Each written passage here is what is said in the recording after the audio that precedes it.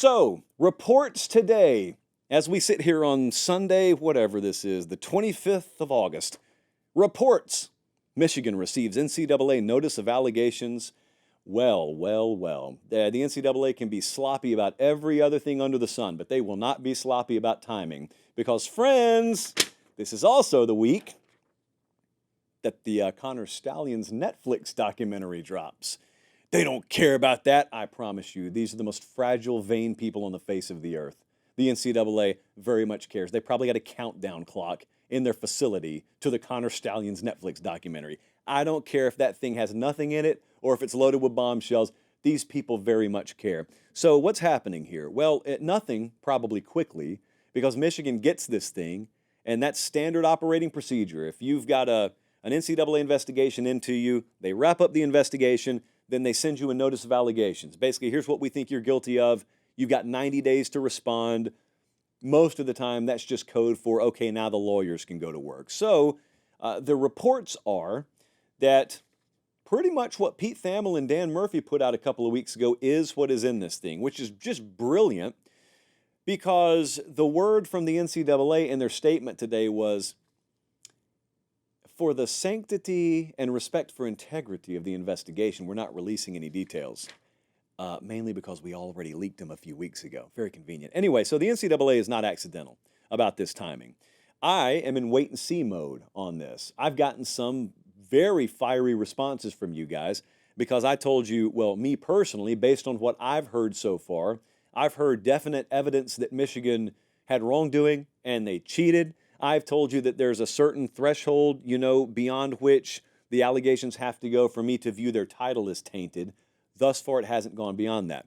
Okay, I had some really good emails sent to me, a couple in particular, you know who you are, of people arguing the opposite, of people arguing that, well, it all becomes relative.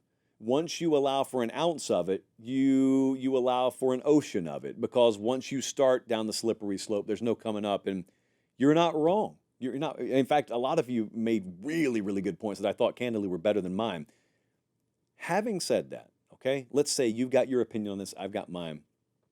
My point has been, I'm in wait-and-see mode on this. I'm not Team Michigan. I'm not Team anti-Michigan. I'm looking at it. I saw them win the title last year.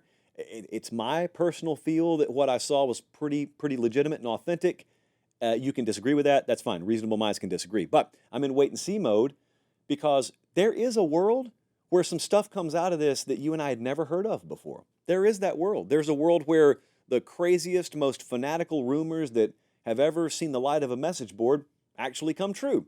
There's another world where it's pretty procedural and the NCAA just wants financial restitution. But there's a third thing that I'm looking at here. And I'm looking at that documentary coming out this week. A couple of approaches. All right, let me get to the documentary in a second. I wouldn't put it past the NCAA to know the end game here. And the end game is we don't bring the hammer down on anyone. Even if we did, they'd crush us in court because we stay getting crushed in court. So we know this is going to end with them agreeing to a financial settlement with us, and we're going to fine them, and Sharon Moore's going to sit out a meaningless game, and that'll be it. And we'll be able to say, look, we got one. And Michigan will be able to say, that's all? So that's probably how they know this ends. But if they know it ends that way and they know Michigan chuckles walking out the door, what you can do is you can punish them procedurally. And what that means is if you know you're really not going to get the maize and blue scalp on the wall that you want, you can just drag them through all kinds of mud in the process. For example, you can leak reports ahead of a documentary, or you can serve a notice of allegations, checks watch, the week of their first game, to distract as much as you could possibly try and distract, so you know you don't really have them at the end of the day. You can just make their life as miserable as you can in the aggregate, and maybe that's a little bit of, maybe that's the pound of flesh that you want to exact. Now, as for this documentary, a couple of you, when this news came out today, and all I tweeted out, I think, was nothing about this timing is coincidental. A couple of you said, the NCAA doesn't care anything about that Connor Stallions documentary. Yeah, they do. They care about it. They care about it because they're probably a little more aware of some of the stuff that could be in it than the average Joe. Now, this documentary could be a clown show. In fact, I expect elements of it to be a clown show. It's not going to be the most hard-hitting piece of Netflix journalism that you've ever been slapped in the face with. So what I expect this week when I watch that thing is I expect to laugh a lot. I expect to say, what in the world is this dude doing on camera a lot? But I also expect to say, hold on, rewind that. Hold on. He's got what? They got what now? That's the kind of documentary you're probably in for. Not the most revealing piece of content that you've ever seen in your life.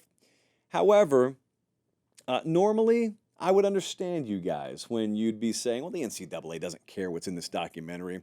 Well, they care about what's in the documentary if they're in the documentary. And I think they may be in the documentary, is all I'm saying. So, whomst amongst us knows what any of that means. But I don't think this timing is a coincidence. So, another one of you asked me today, hey, are they going to drop the hammer on Michigan or what? No. Dropping the hammer is very much a bygone metaphor for what the NCAA used to do punitively to programs. The conference is not going to allow that. The networks are not going to allow that. At this point, some of my Michigan viewers are saying, are you kidding me? The conference didn't stand up for us at all during this investigation. Well, that's because you as an asset really weren't hurt. Last time I checked, Michigan ran the table and won the national title last year. Viewership was through the roof. You as an asset were not hurt last year. If they were to strip you of scholarships, if they were to try to impose a bowl ban on you and all that sort of thing and a postseason ban, well, that hurts you as an asset. All of a sudden, Michigan football in my content portfolio is not worth what they used to be worth.